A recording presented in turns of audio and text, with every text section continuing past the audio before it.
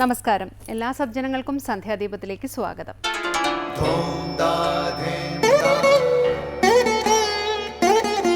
ശുഭം ഭവതു കല്യാണമായുസാരോഗ്യവർദ്ധനം സർവദുഃഖ വിനാശായ സന്ധ്യാദീപം നമോസ്തുതേ. നാമം ജപായനം പുണ്യം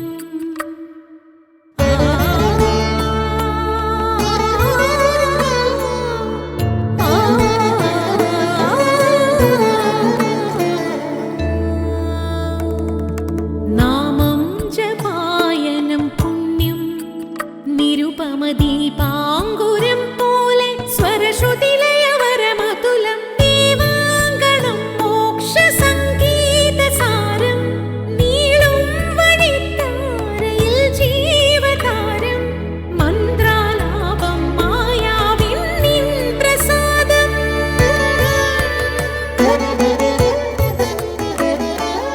ഇരുൾ നീങ്ങിയുണരുന്ന തെളിനാളദീപം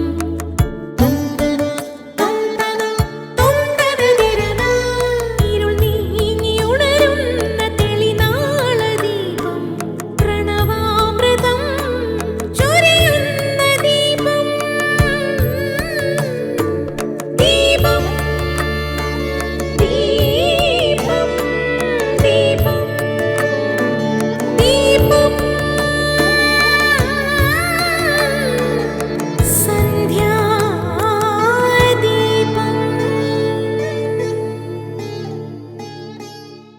ഗൃഹസ്ഥരായ ഭക്തർ പ്രത്യേക വ്രതങ്ങൾ അനുഷ്ഠിക്കണമെന്ന് ആചാര്യന്മാർ നമ്മളെ എപ്പോഴും ഓർമ്മപ്പെടുത്തുന്നു.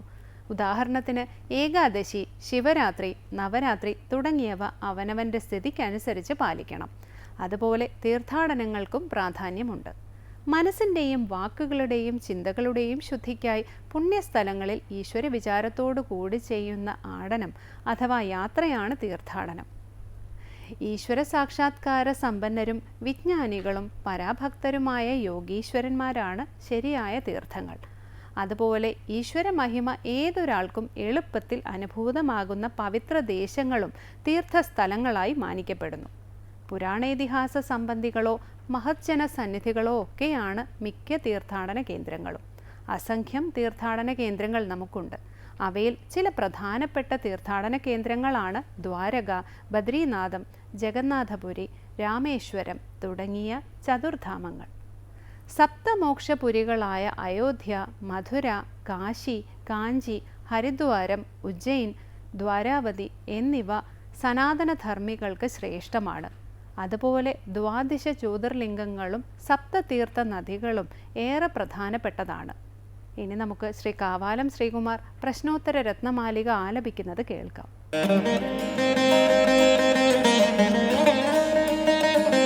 ഭഗവൻ കിമുപാദേയം ഗുരുവചനം ഹേയമപി ച കിം അകാര്യം കോ ഗുരു അധിഗതതത്വ ശിഷ്യഹിതായോദ്യതഃ സതതം ഭഗവൻ കിമുപാദേയം ഗുരുവചനം ഹേയമപി ച കിം അകാര്യം കോ ഗുരു അധിഗതതത്വ ശിഷ്യഹിതായോദ്യതഃ സതതം. അടുത്തതായി ശങ്കര സ്തോത്രാമൃതം കേൾക്കാം. ജീവിതത്തിൽ സ്വീകരിക്കേണ്ടത് എന്താണ് എന്ന് ചോദിച്ചുകൊണ്ടാണ് പ്രശ്നോത്തര രത്നമാലിക തുടങ്ങുന്നത്. ഗുരുവചനമാണ് സ്വീകരിക്കേണ്ടത് എന്നാണ് അതിനുള്ള ഉത്തരം. അമ്മയും അച്ഛനും ആചാര്യന്മാരും പറയുന്നത് സ്വീകരിച്ച് ജീവിതം ചിട്ടപ്പെടുത്തിയാൽ ഒരിക്കലും അധപതനം വരില്ല. സ്വീകരിക്കപ്പെടേണ്ടതും സ്വീകരിക്കാൻ പാടില്ലാത്തതുമായ ഗുരുശിഷ്യ സംവാദത്തെക്കുറിച്ചാണ് ഇന്ന് ശങ്കര സ്തോത്രാമൃതത്തിൽ സ്വാമി ചിദാനന്ദപുരി വിവരിക്കുന്നത്.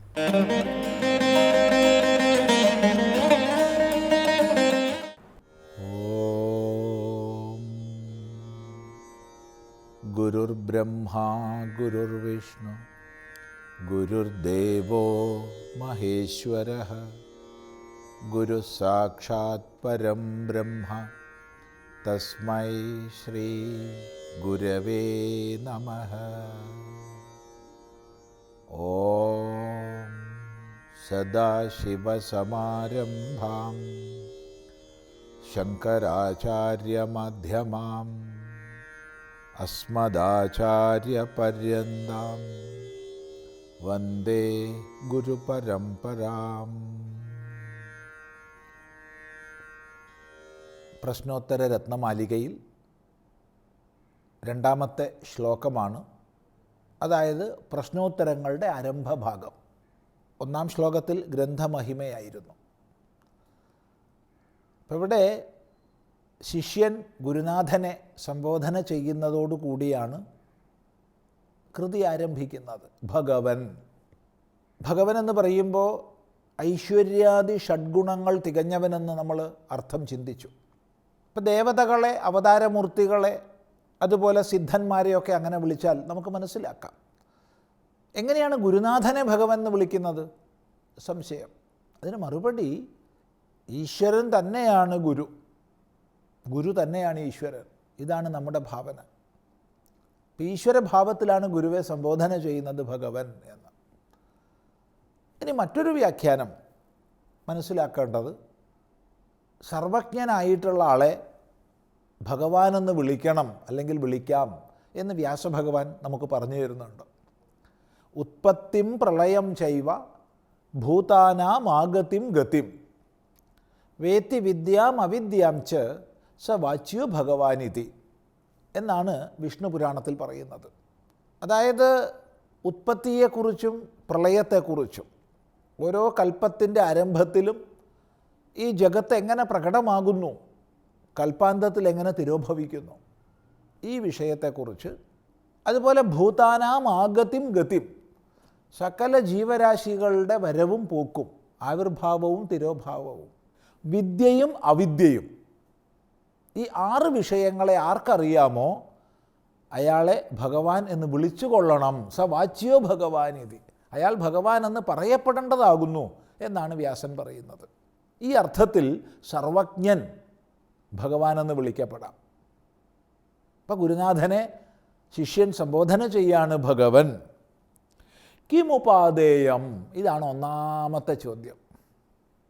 കിമുപാദേയം, എന്താണ് ഉപാദേയം? ഉപാദേയം എന്ന് പറഞ്ഞാൽ സ്വീകരിക്കപ്പെടേണ്ടത്. അപ്പം സ്വീകരിക്കപ്പെടേണ്ടത് എന്താണ്? ഇതാണ് ആദ്യത്തെ ചോദ്യം. ഇപ്പം സ്വീകരിക്കപ്പെടേണ്ടതെന്ന് പറഞ്ഞാൽ നമ്മുടെ ജീവിതത്തിൽ എന്തിനെയാണ് നമ്മൾ സ്വീകരിക്കേണ്ടത്? എന്തിനെ സ്വീകരിച്ചാൽ നമ്മുടെ ജീവിതം കൃതാർത്ഥമായി തീരും? ഇതാണ് ആദ്യത്തെ ചോദ്യം. കിമുപാദേയം. വാസ്തവത്തിൽ എന്താണ് ഞാൻ സ്വീകരിക്കേണ്ടത്, എന്താണ് സ്വീകരിക്കരുതാത്തത് എന്ന ഒരു കാഴ്ചപ്പാട് ഇല്ലാതായി പോകുന്നതാണ് നമ്മുടെ സമൂഹത്തിൻ്റെ ഏറ്റവും വലിയ ശാപം. അതുകൊണ്ട് ജീവിതത്തിലൊരു ലക്ഷ്യബോധമില്ലാതെ പലതിൻ്റെ പിന്നാലെ അലഞ്ഞുകൊണ്ട് നമ്മൾ ഉത്കൃഷ്ടതമമായ മനുഷ്യജന്മത്തെ വിഫലമാക്കി തീർക്കും. ഇപ്പോൾ ജീവിതത്തിൻ്റെ അർത്ഥപൂർണതയ്ക്ക് ആദ്യം വേണ്ടത് ജീവിതത്തിൽ എന്താണ് സ്വീകരിക്കപ്പെടേണ്ടത്? അതാണ് പറയുന്നത് ഗുരുവചനം. ഗുരു, അമ്മ, അച്ഛൻ, ആചാര്യൻ, ഇവരെയാണ് നമ്മൾ ഗുരു ശബ്ദം കൊണ്ട് പറയാറ്. അതുപോലെ വിദ്വാൻമാരെ മുഴുവൻ നമുക്ക് ഗുരു ശബ്ദത്താൽ പറയാം. എങ്കിലും മുഖ്യമായി തൻ്റെ ആചാര്യൻ തന്നെയാണ്. അപ്പോൾ അമ്മയുടെയും അച്ഛൻ്റെയും ആചാര്യൻ്റെയും വാക്കുകളാണ് ജീവിതത്തിൽ ഉപാദേയമായിട്ടുള്ളത്. അതിനനുസരിച്ച് നമ്മൾ ജീവിതം ചിട്ടപ്പെടുത്താമെങ്കിൽ ഒരിക്കലും നമുക്കൊരു പതനം സംഭവിക്കുകയില്ല. കുഞ്ഞായിരിക്കുമ്പോൾ നമ്മൾ അമ്മയിൽ നിന്ന് പഠിക്കുന്നു. അമ്മയാണ് നമ്മുടെ ഗുരു. അമ്മയോട് ചേർന്നിരിക്കുന്നു. കുറച്ച് മുതിർന്നു, അമ്മയോടൊപ്പം അച്ഛനുമായി. അമ്മയിൽ നിന്നും അച്ഛനിൽ നിന്നും നമ്മൾ പഠിക്കുന്നു, മനസ്സിലാക്കുന്നു. ക്രമേണ നമ്മൾ വിദ്യാധ്യയനത്തിന് പോകുന്നതോടുകൂടെ ആചാര്യന്മാരായി. പിന്നീട് ജീവിതത്തിൽ ഓരോ ഘട്ടത്തിലും ഏത് തരം പ്രശ്നങ്ങളെ നമ്മൾ അഭിമുഖീകരിക്കുന്നുവോ, ഏത് തരം ചോദ്യങ്ങൾ നമ്മുടെ ഉള്ളിൽ ഉയർകൊള്ളുന്നുവോ അവയ്ക്ക് സമാധാനം തരാൻ വ്യത്യസ്ത തലങ്ങളിൽ ആചാര്യന്മാരുണ്ടാവും. അപ്പോൾ അമ്മ, അച്ഛൻ, ആചാര്യന്മാർ, ഇവരിൽ നിന്ന് നമുക്ക് എന്താണോ ഗ്രഹിക്കാനുള്ളത്, അവരെന്താണോ നമുക്ക് പറഞ്ഞു തരുന്നത്, അതാണ് ജീവിതത്തിൽ ഉപാദേയമായിട്ടുള്ളത്. ഗുരുവചനത്തിനനുസരിച്ച് ജീവിതം ചിട്ടപ്പെടുത്താമെങ്കിൽ നമുക്ക് പതനം സംഭവിക്കുകയില്ല. അതുകൊണ്ട് ഒന്നാമത്തെ ചോദ്യം ഇതാണ്, കിം ഉപാദേയം, സ്വീകരിക്കേണ്ടത് എന്ത്? മറുപടി ഗുരുവചനം. ഉടനെ അടുത്ത ചോദ്യം വരികയാണ്, ഹേയമപി കിം, ഉപാദേയം സ്വീകരിക്കേണ്ടത്. ഉടനെ ഹേയം എന്താണ്? തള്ളേണ്ടത് എന്താണ്?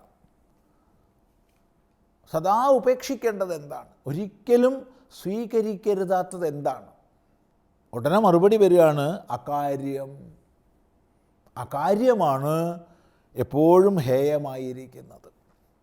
ഇവിടെ നമ്മൾ മറ്റ് ജീവരാശികളിൽ നിന്ന് മനുഷ്യനുള്ള സവിശേഷതയും മനുഷ്യൻ്റെ മഹിമയും ഒന്ന് ചിന്തിക്കുന്നത് നല്ലതാണ്. മറ്റെല്ലാ ജീവരാശിക്കും തന്നെ തങ്ങളുടെ മുമ്പിൽ എന്താണോ വന്നു ചേരുന്നത് അതിനെ സ്വീകരിക്കുക എന്നുള്ളതാണ് കർത്തവ്യമായിട്ടുള്ളത്. മനുഷ്യനെ സംബന്ധിച്ച് സദാസമയവും അവന് തെരഞ്ഞെടുപ്പിനുള്ള സാധ്യതകളാണ്. തൻ്റെ മുമ്പിൽ വന്നു ചേരുന്ന ഒന്നിലധികമായ സാധ്യതകൾ, ആ സാധ്യതകളിൽ നിന്ന് ഒന്നിനെ നമ്മൾ തിരഞ്ഞെടുക്കണം, ഒന്നിനെ നമ്മൾ ഉപേക്ഷിക്കണം. അഥവാ ഒന്നിലധികം സാധ്യതകൾ വരുമ്പോൾ ഏതിനെയാണ് നമ്മൾ സ്വീകരിക്കേണ്ടത്, ഏതിനെയാണ് തള്ളേണ്ടത്? ഇത് വിവേകം ചെയ്ത് തള്ളാനും കൊള്ളാനുമുള്ള അധികാരം മനുഷ്യനുണ്ട്. അതുകൊണ്ട് മനുഷ്യ ജീവിതത്തിൽ ഏറ്റവും പ്രധാനപ്പെട്ടത് തെരഞ്ഞെടുപ്പാണ്. തെരഞ്ഞെടുക്കുന്നത് തെറ്റിയാൽ നമ്മുടെ ഭാവി തെറ്റും. അപ്പോൾ തെരഞ്ഞെടുപ്പുകളിൽ എപ്പോഴും ജാഗ്രത വേണം. എന്ന് മാത്രമല്ല, ഓരോ നിമിഷവും നമുക്ക് തിരഞ്ഞെടുക്കാനുള്ളതാണ്. ഇത് പ്രത്യേകം ശ്രദ്ധിക്കേണ്ടതാണ്. നമ്മുടെ ഭാവിയെ ചിട്ടപ്പെടുത്തുന്നത് ഏതെങ്കിലും ദൈവമല്ല, മറിച്ച് നമ്മൾ എന്തിനെ തിരഞ്ഞെടുക്കുന്നോ അതാണ്. അതുകൊണ്ട് മനുഷ്യ ജീവിതത്തിൽ ആദ്യം അറിഞ്ഞിരിക്കേണ്ടത് ഹേയമെന്ത്, ഉപാദേയമെന്ത്, സ്വീകരിക്കേണ്ടതെന്ത്, തള്ളേണ്ടതെന്ത്. ഇതാണ് ഇവിടെ ഒന്നാമത്തെയും രണ്ടാമത്തെയും ചോദ്യങ്ങൾ. എന്താണ് ഉപാദേയം, എന്താണ് ഹേയം? മറുപടി പറഞ്ഞു, ഗുരുവചനമാണ് ഉപാദേയം, അകാര്യമാണ് ഹേയം. അകാര്യം ചെയ്യാൻ പാടില്ലാത്തത്. ഈ ശ്ലോകം നമുക്ക് അടുത്ത പ്രാവശ്യം കൂടുതൽ വിചാരത്തിന് വിധേയമാക്കാം.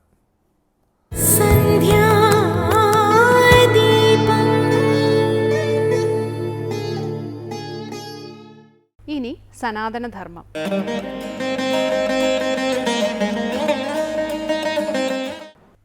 ഓം നമോ ഭഗവതേ വാസുദേവായ. എല്ലാവർക്കും എൻ്റെ നമസ്കാരം. മഹത്വപൂർണമായ അംബരീഷ ചരിതത്തിന് ശേഷം നമ്മൾ ഓരോ കാര്യങ്ങളിലൂടെ ഇങ്ങനെ വരുമ്പോൾ നമ്മളിൽ എത്തിച്ചേരുന്നതാണ് ശ്രീരാമചരിതം. ശ്രീരാമചരിതമൊക്കെ നല്ലവണ്ണം രാമായണത്തിലൂടെയൊക്കെ നിങ്ങൾ കേട്ടിട്ടുണ്ട്, കേട്ടിരിക്കും. നിങ്ങളുടെ മനസ്സിൽ രാമഭക്തി ദൃഢമാണ്. യോഗികളുടെ ഹൃദയത്തിൽ ആരാണോ രമിക്കുന്നത് അവനെയാണ് രാമൻ എന്ന് പറയുന്നത്. ധ്യാനമഗ്നരായിരിക്കുന്ന യോഗികൾക്ക് മാത്രമേ രാമൻ്റെ മഹത്വത്തെ അറിയാൻ സാധിക്കുകയുള്ളൂ. കേവലമായ ഇന്ദ്രിയ വിഷയങ്ങളെ പുറകെ സഞ്ചരിക്കുന്നവർ രാമൻ്റെ മഹത്വത്തെ എങ്ങനെ മനസ്സിലാക്കാനാണ്?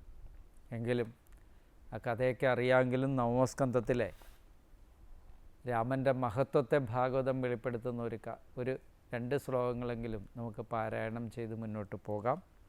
ഏകഭഗ്നീ വ്രതധരോ രാജർഷിച്ചരിതശുചി സ്വധർമ്മം ഗൃഹമേധീയം ശിക്ഷയൻ സ്വയമാചരത് പ്രേംണ അനുവൃത്യാ ശീലേന പ്രശ്രയാ വനദാ സതി ധിയാ ഹ്രിയാ ച ഭാവജ്ഞ ഭർത്തു സീതാഹരൻ മനഃ.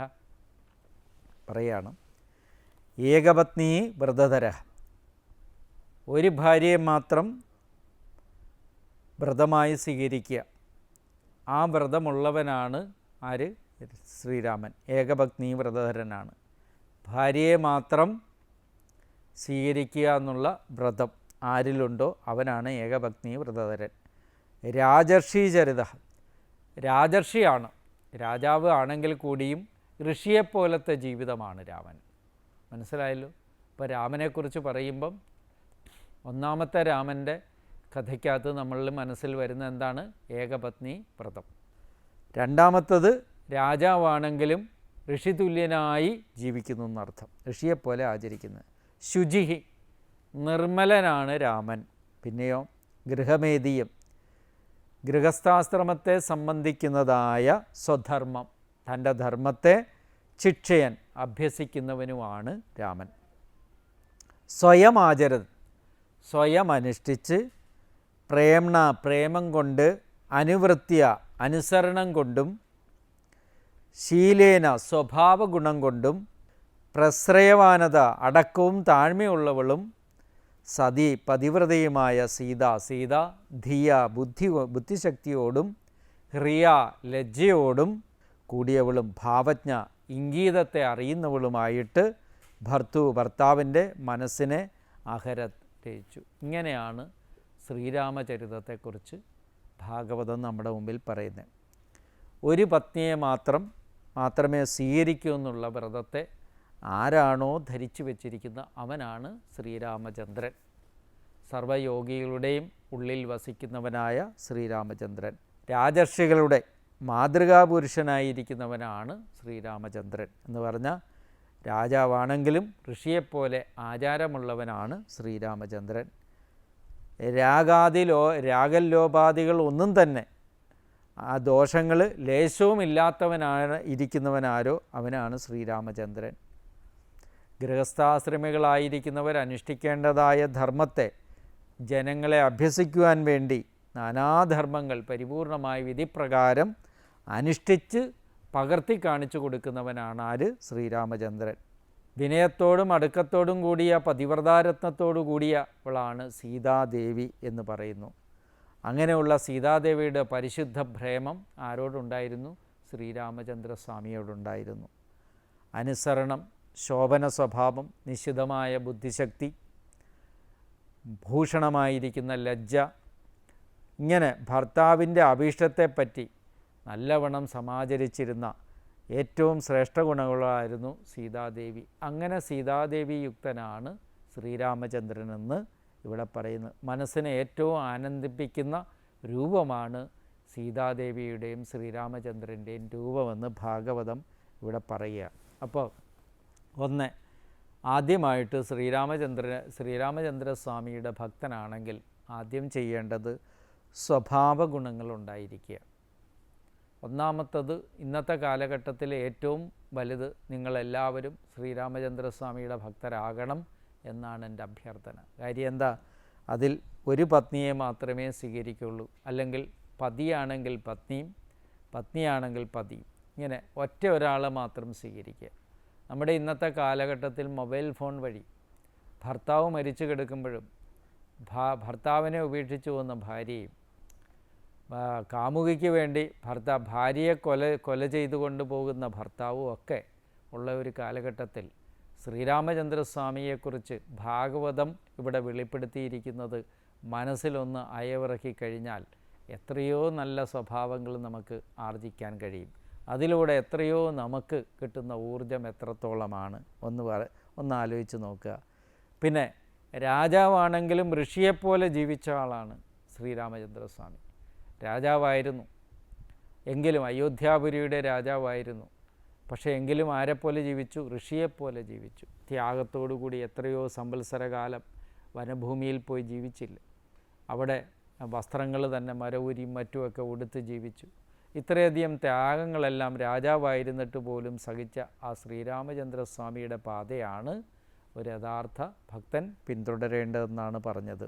പിന്നെ ഗൃഹസ്ഥാശ്രമികളാണ് എന്ന് നിങ്ങൾ സ്വയം പറഞ്ഞിട്ട് സന്യാസിമാരനുഷ്ഠിക്കുന്നതൊന്നും ഞങ്ങളെക്കൊണ്ട് പറ്റില്ല എന്ന് പറഞ്ഞൊഴിയാൻ വരട്ടെ. ശ്രീരാമചന്ദ്രസ്വാമിയുടെ കഥ അവിടെ ഒന്ന് ആലോചിക്കുന്നത് നന്നായിരിക്കും. സ്വയം അനുഷ്ഠിച്ച് കാണിച്ചുകൊണ്ട് മറ്റുള്ളവർക്കത് പരപ്രേരണ നൽകിക്കൊണ്ടിരുന്ന മഹാപുരുഷനാണ് ശ്രീരാമചന്ദ്രസ്വാമി. അതുകൊണ്ട് തന്നെ ഭാഗവതത്തിൽ ശ്രീരാമചന്ദ്രസ്വാമിയുടെ സ്ഥാനവും അതിമഹത്വപൂർണ്ണമാണ്, ശ്രീരാമ അവതാരവും.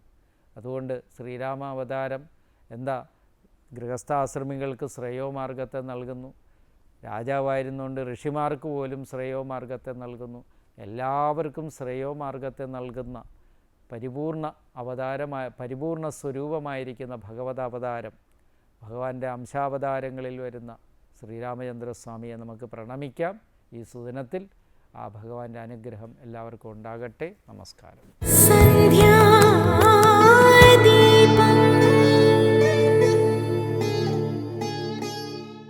തുടർന്ന് ദീപാരാധനയാണ്. ക്ഷേത്ര സന്നിധിയിലെത്തി മംഗളാരതി തൊഴുത് ഇന്നത്തേക്ക് മടങ്ങാം. എല്ലാവർക്കും നമസ്കാരം.